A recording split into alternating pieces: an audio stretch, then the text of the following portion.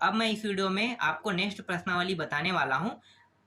अगले प्रश्नावली को शुरू करने से पहले यहाँ पे मैं कुछ महत्वपूर्ण जानकारी आपको बताना चाहता हूँ, जो बहुत ही महत्वपूर्ण जानकारी है, इसलिए आपको मैं बता देता हूँ। तो चलो शुरू करते हैं। तो एक पहला जो जानकारी मैं बताना चाहता हूँ वो है एकल समुच्चय के बारे में। एकल समुच्चय, एकल समुच्चय क्या होता है? तो एकल समुच्चय का मतलब होता है जिसमें सिर्फ एक अंक हो। एक अंक का मतलब मान लो 0, ठीक है। इसे इस तरह से कोष्टक के अंदर लिखो तो इसे क्या कहते हैं, रोस्टर रूप में है ना ये। तो एक अंक है 0 यहाँ पे, हो सकता है एक के बाद, मतलब मैं एग्जाम्पल बताते जा रहा हूँ एकल समुच्चय का। यहाँ पे देखो एक है, ये भी एकल समुच्चय है। ए है, ये भी एकल समुच्चय है। बी है, ये भी एकल समुच्चय है। तो ये सब क्या है, एकल समुच्चय। समझ में आ गया? एकल समुच्चय जिसमें सिर्फ एक अंक हो उसे हम क्या कहते हैं, एकल समुच्चय कहते हैं। इसके बाद दूसरा मैं पॉइंट बताने वाला हूं, रिक्त समुच्चय। रिक्त समुच्चय, ये रिक्त समुच्चय क्या होता है? तो देखो, रिक्त समुच्चय को मैं एक एग्जाम्पल के थ्रू आपको समझाना चाहूंगा। एक स्टूडेंट कक्षा 10वीं में भी पढ़ता है, कक्षा 11वीं में भी पढ़ता है। क्या दोनों कक्षा में पढ़ना पॉसिबल है? सोचो, जब तक के आप कक्षा 10वीं को पास आउट नहीं करोगे तब तक के आप 11वीं कक्षा में नहीं जा सकते। लेकिन यहाँ पे क्या कह रहा है एग्जाम्पल में, कि एक ही साल में वो कक्षा 10वीं में पढ़ रहा है, कक्षा 11वीं में पढ़ रहा है। पॉसिबल है कि नहीं? है ना, पॉसिबल नहीं है। तो इसका मतलब क्या है कि वो रिक्त समुच्चय है, जिसका कोई अर्थ नहीं बनता है उसे हम क्या कहते हैं, रिक्त समुच्चय। समझ में आ गया? रिक्त समुच्चय, रिक्त समुच्चय को दर्शाया जाता है फाई से। इस तरह से निशान जो देते हैं इससे दर्शाते हैं। तीसरा देखो, तीसरा है परिमित समुच्चय। परिमित समुच्चय, ठीक है। इसी को शांत समुच्चय भी कहते हैं। परिमित समुच्चय को शांत समुच्चय के नाम से भी जानते हैं। तो हो सकता है परिमित ना दे के शांत दिया हो, शांत ना दे के परिमित दिया हो, तो आप इस तरह से समझ सकते हो, ठीक है। परिमित समुच्चय क्या होता है? परिमित समुच्चय का मतलब होता है किसी न किसी जगह जाकर ये रुक जाता है। जैसे कि 10 तक समप्राकृतिक संख्या कहेगा, ठीक है। तो 10 तक समप्राकृतिक संख्या को लिखो, तो प्राकृतिक संख्या तो एक से शुरू होता है, तो एक तो विषम है, तो हमें सम सम को लेना है। तो 2 है, 4 है, 6 है, 8 है और 10 है, ठीक है। ये क्या कहलाएगा, 10 तक के समप्राकृतिक संख्या, मतलब ये परिमित समुच्चय शांत समुच्चय कहलाएगा। इसके अलावा मैं कहूंगा कि 5 तक विषम प्राकृतिक संख्या। तो विषम क्या क्या है भाई, 1 है, 3 है, 5 है, 2 और 4 क्या सम है, तो मुझे तो सिर्फ विषम लिखना है ना।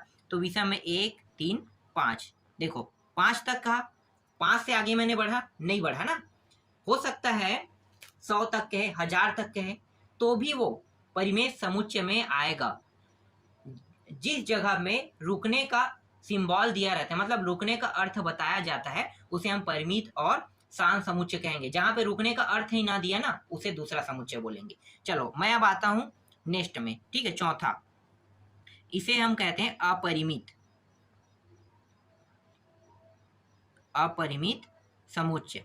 अपरिमित समुच्चय को अशांत भी कहेंगे, ठीक है, अनंत भी कहेंगे, अनंत समुच्चय के नाम से भी जानते हैं। अब ये अनंत समुच्चय क्या है? तो अनंत समुच्चय का मतलब होगा कि देखो, जैसे मैंने कहा ना कि 2 से मतलब 10 तक समप्राकृतिक संख्या, लेकिन इस बार मैं क्या क्या बोल रहा हूं, इस बार मैं कह रहा हूं कि समप्राकृतिक संख्या, समप्राकृतिक संख्याओं का समुच्चय मैं कह रहा हूं। तो समप्राकृतिक संख्याओं का समुच्चय लिखो, 2, 4, 6, ये आगे बढ़ते रहेगा, ठीक है, अनंत तक जाएगा। कहां तक जा रहा है? अनंत तक, जिसको हम कभी भी गिन नहीं सकते, ठीक है, अनंत तक जा रहा है। तो ये क्या कहलाएगा? अपरिमित समुच्चय, जो कभी ना रुके, ठीक है, जो कभी ना रुके उसे हम अपरिमित समुच्चय या अनंत समुच्चय कहते हैं। समझ में आ गया? हो सकता है मैं प्राकृतिक संख्याओं का समुच्चय कह दूं तो प्राकृतिक संख्या में तो 1 से लेके आगे जितना भी नंबर है सब आता है। देखो सम न विषम नहीं कह रहा हूं, इस बार सिर्फ प्राकृतिक संख्या कह रहा हूं। तो प्राकृतिक संख्या का समुच्चय कह रहा हूं, तो क्या होगा, 1, 2, 3, 4, 5, इस तरह से आगे बढ़ते रहेगा और कहां तक जाएगा? अनंत तक के। तो देखो अनंत तक जाने वाला क्या कहलाता है? अपरिमित समुच्चय कहलाता है। समझ में आ गया? चलो पांचवा टॉपिक देखते हैं और ये लास्ट टॉपिक है। एक है समान समुच्चय। समान समुच्चय, समान समुच्चय क्या है? तो इसको देखो, एक में ले लेता हूं, ए के मान ले लेता हूं, मैं 1 ले लेता हूं, 3 ले लेता हूँ, 5 ले लेता हूँ, ठीक है। और यहाँ पे दूसरा में मैं ले लेता हूँ बी ले लेता हूँ, बी में मैं ले लेता हूँ 5 3 1, ठीक है। अब बताओ ये दोनों समान है कि नहीं। तो देखो यहाँ भी ए है, यहाँ भी एक है, मतलब ए में देखो एक है, बी में भी एक है, फिर यहाँ पे 3 है, यहाँ भी 3 है, 5 है, यहाँ भी 5 है, दोनों में 5 5 है, बराबर है। तो इसका मतलब क्या है, ए बराबर बी, ये कहलाता है समान समुच्चय। हो सकता है क्रम अलग अलग हो, ठीक है, क्रम व्यवस्थित ना हो, लेकिन दोनों में मान प्राप्त होना ही समान समुच्चय कहलाता है। मान लो कि मैं यहाँ पे ए बराबर मैं लेता हूँ 1 2 3 ले लेता हूँ, और बी बराबर मैं ले लेता हूँ यहाँ पे 4 5 6, तो क्या ये समान समुच्चय है? बिल्कुल नहीं है। ए और बी बराबर नहीं है, ये समान समुच्चय नहीं है। समझ में आ गया समान के बारे में। चलो अब मैं प्रश्नावली के प्रश्न में जाता हूं, और प्रश्नावली के प्रश्न से आपको अच्छे से समझाऊंगा मैं। देखो थोड़ा सा जूम कर लेता हूं, जिससे क्या है आपको अच्छे से दिखाई दे, ठीक है। यहाँ पे देखो पहला प्रश्न क्या है भाई, पहला प्रश्न में दिया है प्रश्नावली का पहला प्रश्न, निम्नलिखित समुच्चय में से कौन परिमित और कौन अपरिमित है, परिमित और अपरिमित बताना है। पहला प्रश्न देखो, वर्ष के महीनों का समुच्चय। अब परिमित में आप ध्यान दो, परिमित होगा कि नहीं होगा। तो वर्ष के महीनों का समुच्चय, एक वर्ष में कितने माह होता है? चलो जनरली मैं ऐसे ही बता देता हूँ आंसर। एक वर्ष में कितने माह होता है? 12 माह, ठीक है, 12 माह। 12 माह फिक्स है? बिल्कुल फिक्स है। 13 माह होता है क्या? नहीं होता है। 11 माह होता है क्या? नहीं होता है। 12 माह होता है ना। तो ये शांत समुच्चय या परिमित समुच्चय कहलाएगा कि नहीं, ये मुझे पहले बताओ। बिल्कुल कहलाएगा। क्यों कहला रहा है? क्योंकि ये फिक्स है, 12 माह के बाद रुक गया, 13वां माह नहीं होगा, 14वां माह नहीं होगा, अनंत तक के भी नहीं जाएगा। इसका मतलब ये परिमित समुच्चय है। पहला का आंसर आपको मिल गया, ठीक है। यहाँ पे मैं लिखते चलता हूँ, एक सेकेंड। क्यों हो रहा है ये भी आपको पता चल गया। तो पहला है परिमित समुच्चय, ठीक है। चलो दूसरा देखते हैं। दूसरा देखो, दूसरा क्या है भाई यहाँ पे, तो x अनुपात x, ठीक है। यहाँ पे क्या दिया हुआ है? यहाँ पे दिया हुआ है बिलोंग टू n, ठीक है, n के साथ बिलोंग करेगा, और यहाँ पे x एक अभाज्य संख्या कह रहा है। क्या कह रहा है? x एक अभाज्य संख्या। ये मुझे बताओ कि एक जो है अभाज्य संख्या कह रहा है, तो एक का मान मतलब x का मान कितना है, ये मुझे पहले बताओ। क्या आप इसे निकाल सकते हो? नहीं। अभाज्य संख्या कह रहा है तो भैया इन्फिनिटी और अभाज्य संख्या है। आप सोच लो ना, अभाज्य संख्या कह रहा है, x एक अभाज्य संख्या। मान लो x के मान आप एक बार 1 रखते हो, ठीक है, एक बार आप 1 रखोगे, तो बारी बारी से अगर आप रखोगे तो एक बार 1 रखोगे, ये अभाज्य संख्या है। 2 अभाज्य संख्या, 3 अभाज्य संख्या है, इसके बाद 5 आएगा। 4 तो नहीं है ना अभाज्य संख्या, 5 अभाज्य संख्या है। फिर आगे बढ़ो तो 7 अभाज्य संख्या है, 8 भाज्य है, 9 भी भाज्य है, 10 भी भाज्य है, लेकिन 11 अभाज्य है। तो इस तरह से आप लिखते जाओगे, जितने भी अभाज्य संख्या पूरा को लिखोगे, तो इस तरह से इन्फिनिटी तक लिखोगे, अनंत तक लिखोगे। तो इसका मतलब क्या है? अनंत तक जाने वाले को क्या कहते हैं? परिमित समुच्चय। तो दूसरा क्या होगा? अपरिमित समुच्चय, अपरिमित, ठीक है, समुच्चय, या इसी को हम क्या कहते हैं? अनंत समुच्चय कहते हैं। समझ में आ गया? चलो आगे देखते हैं। इसके बाद आते हैं तीसरा प्रश्न में। देखो तीसरा प्रश्न क्या है, यहाँ पे थोड़ा सा मैं जूम कर लेता हूं, ठीक है। तीसरा प्रश्न देखो, ये रहा तीसरा प्रश्न। तीसरा प्रश्न में क्या दिया हुआ है? x अनुपात x बिलोंग कर रहा है n के साथ, और x विषम संख्या है। अब यहाँ भी वही चीज कह रहा है, x विषम संख्या है, तो जितने भी विषम संख्या उसको लोगे। तो आपको पता चल गया ना विषम संख्या क्या क्या है। देखो तीसरा का आंसर मैं बताता हूँ, ठीक है। x का मान आप ले रहे हो 1, ठीक है, x एक विषम संख्या, मतलब 1 रहेगा, 3 रहेगा, 5 रहेगा, फिर 7 रहेगा, इस तरह से अनंत तक के ये बढ़ते रहेगा, ठीक है, अनंत तक के जाएगा। इसका मतलब क्या है? अनंत तक जाने वाले को हम क्या कहते हैं? अपरिमित समुच्चय। तो ये भी क्या होगा? अपरिमित समुच्चय होगा। चौथा देखते हैं। अब चौथा क्या है भाई? हर एक का आंसर आपको पता चलते जा रहा है। चलो नेक्स्ट देखो, चौथा में क्या कहा है? देखो y अक्षर के समांतर रेखाओं का समुच्चय, y अक्ष के समांतर रेखाओं का समुच्चय। अब मैं यहाँ पे आपको एक ग्राफ बना के दिखाता हूँ, ठीक है, ये ऐसे समझ में नहीं आएगा, आपको ग्राफ के थ्रू ही समझ में आएगा। देखो मान लो यहाँ पे मैं इस तरह से ग्राफ बना लेता हूँ, ठीक है, इस तरह से ये एक्स अक्ष है और ये वाई अक्ष है, ये 0 0 बिंदु पॉइंट है। अब क्या कह रहा है, वाई अक्ष के समांतर रेखाओं का समुच्चय कह रहा है। तो मान लो वाई अक्ष में मैं एक रेखा इस तरह से खींच देता हूँ, ठीक है, जो एक्स अक्ष को टच नहीं करता है, सिर्फ वाई अक्ष को टच करेगा इस तरह से। तो क्या समांतर है? बिल्कुल नहीं। क्यों? क्योंकि समांतर होने के लिए क्या होना जरूरी है? दो रेखाएं। ये जो है ये तो एक्स अक्ष और वाई अक्षों को दर्शा रहा है ना, तो इसके साथ आप समांतर नहीं ले सकते, एक और रेखा होना चाहिए था यहाँ पे, तभी वो समांतर होगा। तो एक रेखा के साथ क्या आप समांतर इसे निर्धारित कर सकते हैं? नहीं कर सकते। एक रेखा के साथ आप किसी भी रेखा को समांतर निर्धारित नहीं कर सकते। यहाँ पे देखो ना, यही बस तो रेखा है, ये तो क्या है, एक्स अक्ष और वाई अक्ष है, इसको तो दर्शा रहा है, तो ये कोई रेखा नहीं है। ठीक है, रेखा सिर्फ ये है, ये वाला बस मैंने खींचा है मान लो, ठीक है, ये एक्स अक्ष और वाई अक्ष कोई रेखा नहीं। तो एक अकेला रेखा समांतर हो सकता है क्या? नहीं। तो ये भी क्या होगा? ये भी अपरिमित होगा, अपरिमित समुच्चय है। चलो पांचवा देखो, अब इसके बाद पांचवा में आते हैं। पांचवा क्या कह रहा है भाई, यहाँ पे देखो, उन संख्याओं का समुच्चय जो 4 के गुणज हैं। 4 का गुणज बताना है। क्या है? परिमित है क्या परिमित? मुझे तो ऐसे ही पता चल गया ये परिमित है क्या परिमित। चलो फिर भी मैं आंसर बता देता हूँ। ठीक है, 4 के गुणज क्या क्या है? 4 दूनी 8, 4 तिया 12, 4 चौक 16, इस तरह से ये 4 का गुणज आगे बढ़ते रहेगा। देखो कहाँ तक जा रहा है, डॉट डॉट डॉट है, मतलब अनंत तक जा रहा है। ठीक है, इसके बाद यहाँ पे मैंने लास्ट में कुछ लिखा है कि कुछ भी नहीं लिखा है, मतलब अनंत तक जा रहा है। तो ये भी क्या होगा? ये भी अपरिमित क्या होगा? समुच्चय होगा। समझ में आ गया? अपरिमित समुच्चय होगा। चलो नेक्स्ट प्रश्न देखो इसके बाद। अगला देखो कौन सा है? छठवा। छठवा क्या है? पृथ्वी पर रहने वाले पशुओं का समुच्चय। पृथ्वी पर रहने वाले पशुओं का समुच्चय ये अपरिमित है कि परिमित है? मुझे पहले बताओ। तो मैं यहाँ पे कहूंगा ये जो है ना परिमित है। क्यों? क्योंकि जो जन्म ले चुके हैं उसको कैलकुलेट आप कर सकते हो। इसे एग्जाम्पल के थ्रू मैं आपको समझाना चाहूंगा। मान लो आप एक बुक खरीदे हो, ठीक है, बुक में कितने पेज हैं मैं पूछूंगा तो आप बता सकते हो? बिल्कुल, लास्ट पेज को देखकर बता सकते हो कि इतना पेज है। उसमें क्वेश्चनों की संख्या अगर मैं पूछूंगा उसको भी बता सकते, गिन सकते हो, क्योंकि बुक में पेजों की संख्या निर्धारित है तो क्वेश्चनों की संख्या भी निर्धारित है। क्या मैं वहां पे एक्स्ट्रा ऐड कर सकता हूँ? ऑप्शन ही नहीं है एक्स्ट्रा ऐड करने की, ऑप्शन ही नहीं है एक्स्ट्रा ऐड करने की। तो सेम ये वही क्वेश्चन है। ठीक है, बुक वाले क्वेश्चन की तरह ही ये भी एक क्वेश्चन है।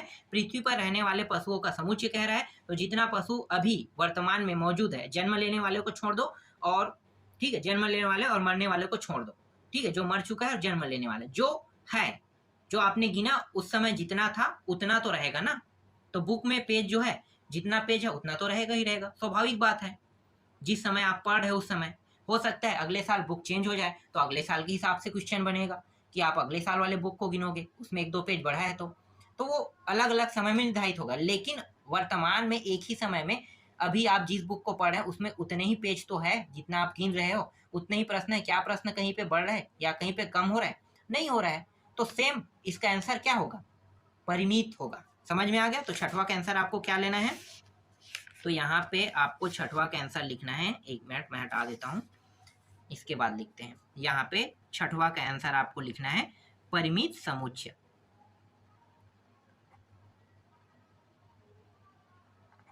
ठीक है, इसके बाद आते हैं सातवां में आते हैं। चलो देखें सातवां क्या है भाई, तो देख लेते हैं सातवां प्रश्न में। यहाँ पे देखो, यहाँ पे फिर आ रहा है मूल बिंदु 0 0 से जाने वाले वृत्तों का समुच्चय। क्या लिखोगे? इसका आंसर क्या होगा? मैं यहाँ पे आपको एक और एग्जाम्पल के थ्रू बताता हूँ। ठीक है, देखो सातवां प्रश्न के लिए इस तरह से बना लेते हैं। ये मूल बिंदु है, इस तरह से एक गोला खींचते हैं और यही मूल बिंदु से टच होते हुए दूसरी गोला खींच लेते हैं। 2 गोला हो गया। ठीक है, 2 गोला खींच लेते हैं, लेकिन इसने गोले की संख्या नहीं बताया है। गोले की अगर ये संख्या बताता तो मैं इसे परिमित में लेता। ठीक है, लेकिन संख्या नहीं बताया, इसलिए क्या होगा? अपरिमित होगा। तो यहाँ पे क्या लेना है आपको? अपरिमित समुच्चय लेना है। ठीक है, सातवां क्या है, अपरिमित समुच्चय है। ठीक है, इसके बाद आगे चलते हैं आठवां प्रश्न में। देखो आठवां प्रश्न क्या है, ये रहा आठवां प्रश्न। तो यहाँ पे एक सेकेंड ना, आपको पूरा दिखाई दे रहा है, हाँ ठीक है। x अनुपात x बिलोंग कर है n के साथ, और यहाँ पे x माइनस एक x माइनस दो बराबर 0। ठीक है, देखते हैं ये परिमित है कि नहीं। तो इसे निकाल के पहले देखना पड़ेगा, तो मैं आपको यहाँ पे निकाल के दिखा देता हूँ। एक मिनट, इसे आगे खसकाओ। ठीक है, देखो x माइनस एक दिया हुआ है और x माइनस दो दिया है बराबर 0। एक बार इसको और इसको हल करते हैं, एक बार इसको और इसको हल करते हैं। तो x माइनस एक बराबर 0, तो x बराबर क्या आ गया, 1 आ गया। अब इसको ले लेते हैं, x माइनस दो बराबर 0, तो यहाँ पे इसको उस पार ले जाएंगे, क्या होगा, प्लस में प्राप्त होगा, तो x बराबर 2 प्राप्त हो गया। तो देखो x का मान 1 और x का मान 2 दोनों प्राप्त हुआ, मतलब यहाँ पे 1 और 2 प्राप्त हो गया। किसका मान, x का मान। तो ये परिमित है कि अपरिमित, भाई आसानी से हमने निकाल लिया। निकालने वाले मान को क्या कहते हैं, परिमित। तो ये क्या होगा, आठवां जो प्रश्न है वो परिमित समुच्चय है। समझ में आ गया परिमित समुच्चय। चलो आगे देखते हैं। अब प्रश्न क्रमांक 2 को देखते हैं, रिक्त समुच्चय वाले टॉपिक में आते हैं। ठीक है, यहाँ पे देखो रिक्त समुच्चय, एक मिनट मैं इसे थोड़ा सा, ठीक है अब सही है। ठीक है, अब देखो यहाँ पे निम्नलिखित में से कौन से रिक्त समुच्चय के उदाहरण है। अब रिक्त समुच्चय के उदाहरण को बताना है। तो देखो पहला प्रश्न क्या है, पहला प्रश्न है x अनुपात x एक प्राकृतिक संख्या है। ठीक है, क्या कह रहा है, प्राकृतिक संख्या। x बड़ा है किससे, x से बड़ा कौन है, 5 है। ठीक है, x से बड़ा कौन है, 5 है, और साथ ही साथ x से छोटा 6 है।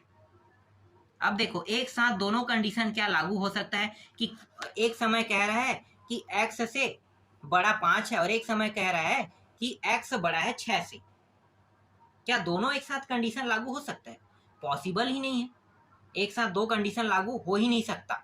तो ये क्या होगा, ये जो है, मैंने यही चीज तो बताया था ना, आपको एक एग्जांपल दिया था कि एक ही क्लास मतलब एक ही स्टूडेंट दो क्लास में एक ही साल में पढ़ सकता है क्या, नहीं पढ़ सकता। तो यहाँ भी एक ही मतलब एक ही टॉपिक में दो कंडीशन लागू हो सकता है, हो ही नहीं सकता।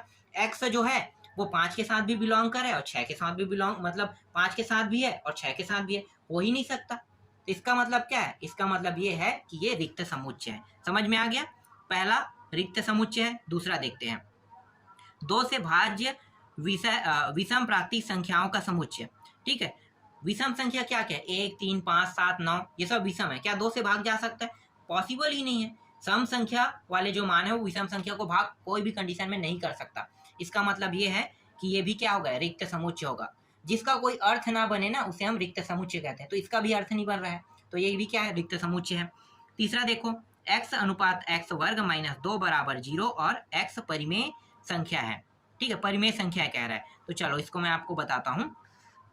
देखो x का मान अगर आप 1 रखते हो, देख पहले इसको हल करते हैं। x वर्ग बराबर कितना दिया, सॉरी x वर्ग माइनस, एक सेकेंड, ठीक है ये 2, x का वर्ग माइनस 2 बराबर 0। इस 2 को उस साइड ले जाते हैं तो कितना होगा, x बराबर उस साइड जाके 2 हो गया। अब x का मान रखो, ठीक है यहाँ पे वर्ग है, x का मान रखेंगे तो हर बार क्या आना चाहिए, 2 आना चाहिए। देखें x का मान पहले में मैं 1 रखता हूँ तो कितना प्राप्त होगा, 1 का वर्ग बराबर 1 प्राप्त हो गया। दूसरे कंडीशन में रख के देखता हूँ, 2 रख के देखता हूँ, तो वर्ग तो करना ही ना हर में, तो ये 4 हो गया। क्या यहाँ पे मान निकल पा रहा है, आ ही नहीं रहा है। हर बार अलग अलग आ रहा है, 1 रखने पर 1 आ रहा है, 2 रखने पर 4 आएगा, 3 रखने पर 9 आएगा। तो यहाँ पे तो आ ही नहीं रहा है x का मान कोई भी कंडीशन में। इसका मतलब क्या है, इसका मतलब ये है कि ये भी क्या है, रिक्त समुच्चय। तीसरा प्रश्न भी क्या है, रिक्त समुच्चय। समझ में आ गया। चलो चौथा देखो, चौथा प्रश्न क्या है, x अनुपात x का वर्ग बराबर 4, x विषम संख्या है। x यहाँ पे विषम संख्या कह रहा है, इसको भी देख लेते हैं हल करके, भाई आ रहा होगा तो। एक सेकेंड इसे हटा दो। देखो चौथा को मैं बता रहा हूं, यहाँ पे x का वर्ग है और बराबर यहाँ पे 4 है। ठीक है, अब देखो x का मान 1 रख के देखो। ठीक है, x का मान 1 रखें, 1 का वर्ग कितना होगा 1।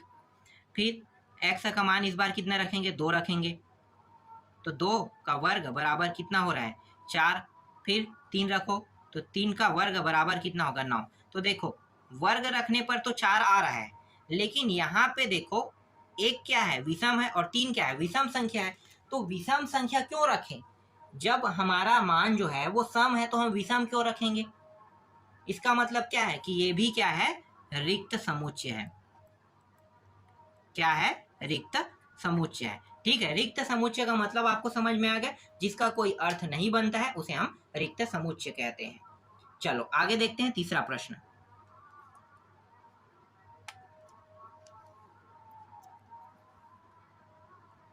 देखो तीसरा प्रश्न में क्या दिया है भाई, तीसरा प्रश्न में दिया है निम्नलिखित में बताइए कि a बराबर b है अथवा नहीं।